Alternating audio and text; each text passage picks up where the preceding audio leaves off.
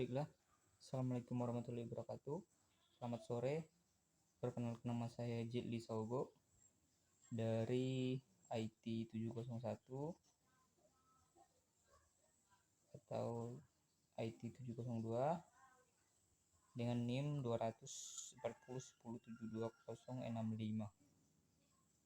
dengan mata kuliah Cloud Computing. Di sini saya akan menjelaskan yaitu mengenai ujian akhir semester dengan dosen Pak Muhammad Ikhwani Saputra. Di sini kita lanjut saja ke pembahasannya. Di sini pertanyaannya adalah menjelaskan istilah dari software as service adalah istilah dari software as service adalah perangkat lunak sebagai layanan atau SaaS adalah model perangkat lunak berbasis cloud yang mengirimkan aplikasi ke pengguna akhir melalui perambahan internet. Sedangkan multi-computing adalah istilah dari komputasi utilitas yang merupakan sebuah sistem informasi yang memungkinkan kemudahan akses kepada komponen sumber daya seperti server, aplikasi, dan database melalui jaringan internet. Yang ketiga yaitu integrative network adalah istilah dari Integrated Service Digital Network atau ISDN yang merupakan suatu sistem telekomunikasi di mana layanan antara data, suara, dan gambar diintegrasikan ke dalam suatu ruang lingkup pelayanan yang luas. Yang kedua yaitu menjelaskan itu gambaran arsitektur network dari hybrid cloud computing. Di sini hybrid cloud computing merupakan media penyimpanan digital yang berbasis internet yang menawarkan kombinasi dua teknologi sekaligus. Di sini ada gambar hybrid cloud. Di sini ada user pengguna dan dalam itu internet kombinasi dari teknologi. Selanjutnya itu mengenai faktor yang mempengaruhi dalam implementasi cloud computing. Di antaranya ada yang pertama ada security. Bila aplikasi yang digunakan ada di server milik vendor atau perusahaan dapat mengakses aplikasi tersebut dengan menggunakan internet, berarti semua pengguna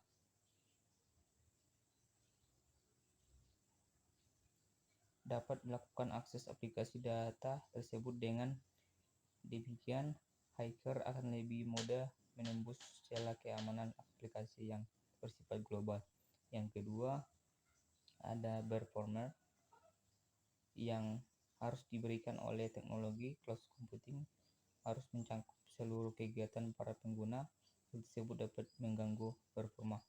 Yang ketiga, government conflict sepenuhnya belum didukung oleh peraturan yang ditentukan oleh pemerintah seperti halnya perbankan.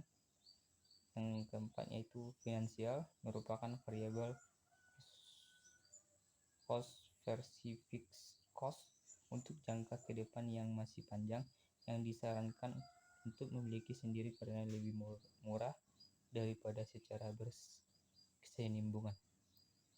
Yang keempat itu sebutkan dan jelaskan 8 keuntungan dan kerugian dari virtualisasi dan cloud computing. Di sini adalah kelebihan dari virtualisasi yaitu pengurangan biaya investasi hacker.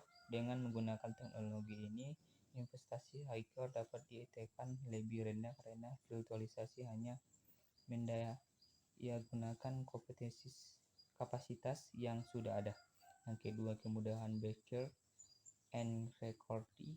Teknologi ini server-server yang dijalankan di dalam sebuah mesin virtual dapat disimpan dalam satu buah Mac yang berisi seluruh konfigurasi sistem. Yang ketiga, kemudahan development.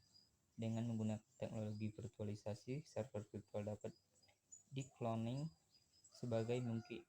sebanyak mungkin dan dapat dijalankan pada mesin lain dengan mengubah sedikit konfigurasi. Yang keempat, kemudahan maintenance dan pengelolaan. Teknologi ini memungkinkan jumlah server yang lebih sedikit, otomatis akan mengurangi waktu dan biaya yang mengelola. Yang kelima, penyediaan atau pembangunan instansi yang lebih cepat. Yang keenam, keseragaman platform. Yang ketujuh, kemudahan replication.